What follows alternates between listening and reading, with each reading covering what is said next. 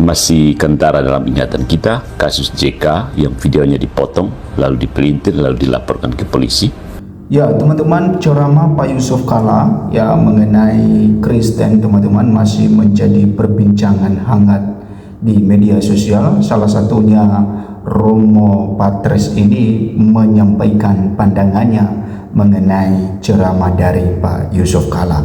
Nah, untuk lebih jelasnya teman-teman, kita lihat ya secara jelas apa yang disampaikan oleh Romo Patres.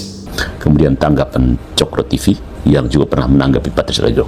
Ini sebuah refleksi personalistik dalam terang kosmologi orang Timur. Keren kan? Oke.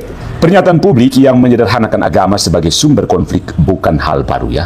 Dalam sebuah forum, Yusuf Kalla, JK kita sebut, menyatakan bahwa konflik seperti di Poso dan Ambon sulit dihentikan karena baik Islam maupun Kristen memiliki konsep KMT-an religius yang memberi legitimasi pada kekerasan, violence. Nanti saya akan pakai MT, WN, dan mudah-mudahan dipahami dalam konteksnya. Pernyataan ini kemudian ditanggapi secara krisis oleh diskursus media, salah satunya melalui kanal Cokro TV yang menolak keras klaim tersebut dan menegaskan bahwa tidak ada ajaran Kristen yang membenarkan pembenaran sebagai jalan menuju keselamatan. Mari kita lihat. Yang pertama, dua wajah kekeliruan yang ditampilkan dalam kedua kubu yang saya perlihatkan. Ada reduksionisme dan romantisasi. Nah, pernyataan JK itu merepresentasikan suatu bentuk reduksionisme sosiologis, diturunkan ke ranah sosiologis. Agama dipahami terutama dari ekspresi ekstrimnya di dalam konflik. Dari fakta historis tentang kekerasan, dia, JK, menarik kesimpulan normatif tentang hakikat agama itu sendiri. Nah, di sini terjadi lompatan kategoris dari praksis manusia menuju esensi ajaran. Praksis esensi. Sebaliknya, tanggapan Cokro TV menunjukkan kecenderungan romantisasi normatif. Agama diposisikan sebagai entitas murni yang hanya mengajarkan kebaikan, sementara realitas sejarah kekerasan direduksi menjadi penyimpangan belaka. Nah, ini menghasilkan gambaran agama yang steril, tetapi tidak memadai untuk menjelaskan kompleksitas sejarah dan pengalaman manusia sendiri. Jadi kurang mendarat, maksudnya terlalu idealistik. Kedua posisi ini meskipun berlawanan memiliki kesamaan yang mendasar. Keduanya gagal membedakan antara tiga level realitas agama. Yang pertama, level ontologis, apa yang diajarkan secara prinsipil. Yang kedua itu level interpretatif, yaitu bagaimana manusia memahami ajarannya. Dan yang ketiga, level praksis historis, bagaimana ajaran dijalankan dalam sejarah. Nah, reduksionisme JK melompat dari praksis ke ontologi, sementara romantisasi Cokro TV berhenti pada ontologi dan mengabaikan praksis. Akibatnya, keduanya kehilangan dimensi terdalam manusia sebagai subjek relasional. Mari kita lihat ada perbedaan ontologis yang diabaikan dari kedua kubu tersebut, martir dan syahid.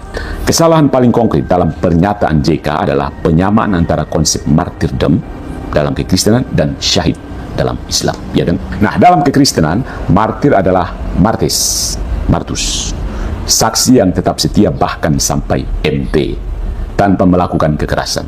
Struktur dasarnya adalah penerimaan penderitaan sebagai kesaksian kebenaran. Ya, itu struktur dasarnya. Model paradigmatiknya adalah Kristus sendiri disalib, bukan membn. Perbedaan ontologisnya jelas ya.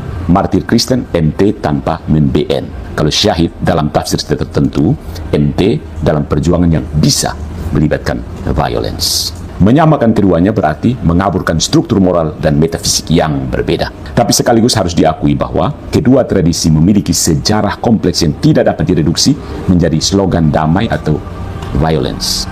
Nah, teman-teman, itulah yang disampaikan oleh Romo Patres ya. Silakan memberikan tanggapan Anda teman-teman mengenai yang dia sampaikan ini. Nah, sekarang kita melihat komentar netizen satu persatu teman-teman, bagaimana mereka menanggapi apa yang disampaikan oleh Romo Patres dan juga ya mengenai ceramah dari Pak JK itu sendiri. Nah, penjelasan dari Romo Patres Allegro sangat ilmiah dan semoga dapat dimengerti oleh kedua belah pihak antara JK dengan pihak Kristen pelapor supaya agar bisa dengan jalan damai. Nah, kita tahu betul teman-teman bahwa ya beberapa lembaga Kristen kalau tidak salah ya seperti yang disampaikan oleh Adik Armando bahwa sekitar 18 lembaga Kristen telah melaporkan Pak Yusuf Kalla ke pihak kepolisian, dan masih kita memantau bagaimana perkembangan laporan itu.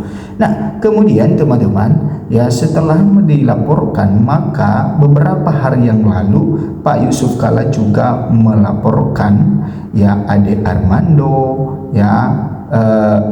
bukan Pak Yusuf Kalla tapi pendukung dari Pak Yusuf Kalla ingin melaporkan, kita tidak tahu apakah sudah melaporkan, tapi dalam pertemuan, setelah melakukan pertemuan dengan Pak JK, maka mereka menegaskan akan melaporkan nantinya, kalau bukan akhir April maka awal Mei, dan ini sudah tanggal 3 teman-teman, awal Mei. Nah, kemudian kalau imam yang omong enak dan damai, memang teman-teman, bahwa setiap romo memberikan tanggapannya tentu tanggapan yang menyejukkan bagi umat sendiri. Oke, kemudian komentar netizen berikutnya adalah sulit untuk menerima fitnah dan penolakan kebenaran. Tapi Yesus sendiri sudah bersabda bahwa sebelum dunia menolak kita, dunia sudah menolaknya. Kalau kita membaca Alkitab teman-teman, bagaimana perjalanan Yesus sendiri ketika dia hadir di dunia ini sampai dia meninggal, tentu teman-teman sudah mengetahui secara jelas akan hal itu. Oke, wawasan Romo Katolik luas lintas agama. Nah, kemudian terima kasih Romo atas paparannya yang luar biasa. Nah, mereka mengagumi apa yang disampaikan oleh Romo, teman-teman. Jelaslah tidak adil minoritas selalu ditekan, mayoritas dibiarkan pemerintah. Malah pemerintah ada yang melakukannya juga. Nah, memang teman-teman, kalau kita melihat bagaimana sering terjadi penolakan rumah ibadah, kemudian juga orang lagi ibadah sering sekali dibubarkan dan lain sebagainya. Nah, ini juga adalah salah satu hal penting yang harus diperhatikan oleh pemerintah, terutama dalam Menteri Agama, karena Menteri Agama bukan hanya menteri dalam satu agama tertentu, tetapi semua agama di Indonesia dia adalah pemimpinnya. Nah, jadi ketika pemimpin itu hadir, maka dia hadir memberikan keadilan, tidak berat sebelah dan lain sebagainya. Oke, JK yang menyulut api dalam pidatonya tapi malah mengancam para pengkritik aneh, bukan klarifikasi tentang kalimat yang ia memang ucap. Nah, teman-teman, memang kita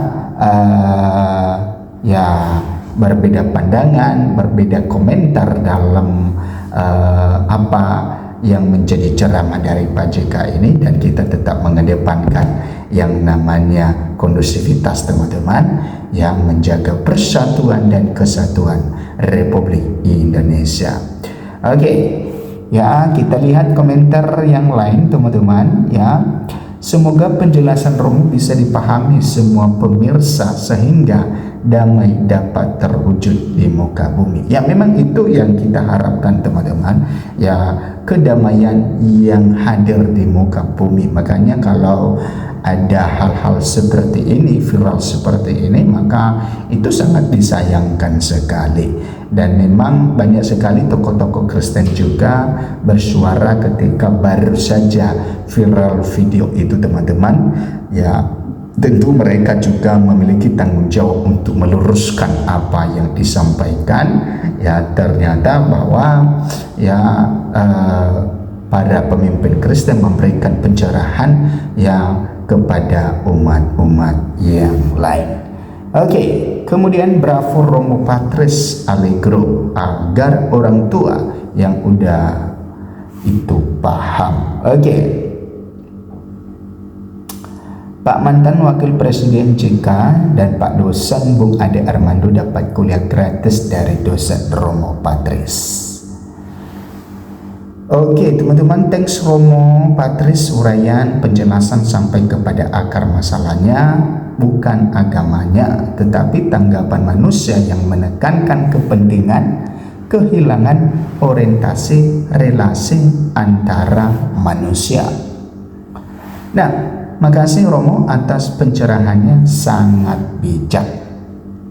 Oke, jika yang memulai maka ya harus kakak minta maaf, tak usah penjara.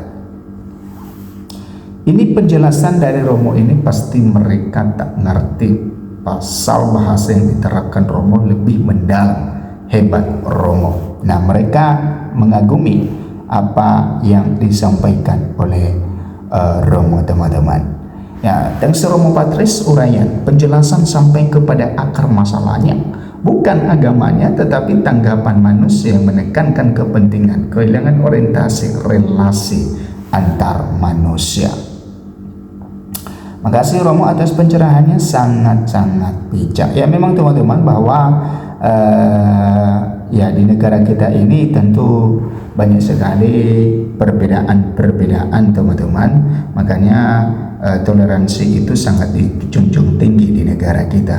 Makanya sangat disayangkan kalau ada ya pembubaran ibadah dan lain sebagainya. Itu sangat disayangkan sekali karena negara kita ini menerapkan tentang ya Bhinneka Tunggal Ika. Ya walaupun kita berbeda tetapi kita tetap satu. Artinya ketika kita tetap satu maka kita harus bisa menghargai yang berbeda dengan kita. Tidak mungkin kita bisa bersatu kalau kita tidak bisa menerima perbedaan itu. Nah, dengan adanya perbedaan itu dan kita menerima perbedaan itu, kita memaklumi, tidak saling mengganggu, ya perbedaan tidak dijadikan alasan untuk bermusuhan, maka disitulah titik temunya kita untuk bersatu. Makanya ya di dalam Bhinneka Tunggal Ika walaupun berbeda tetapi kita tetap satu, ya.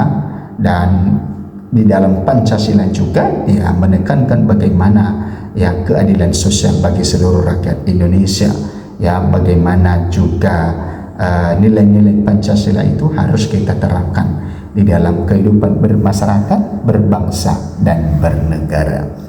Oke, coba dengar baik-baik penjelasan Romo akal masuk, bukan masuk di akal, tapi memikir sebelum kita menghakimi orang salam yang waras. Apa yang disampaikan Pak JK itu kita harus pahami penjelasan Romo. Ini mantap, Pak JK adalah pendamai. Nah ini teman-teman tentang komentar-komentar para netizen. Ya silakan memberikan komentar Anda dengan hal ini dan kita mengharapkan ya adanya perdamaian.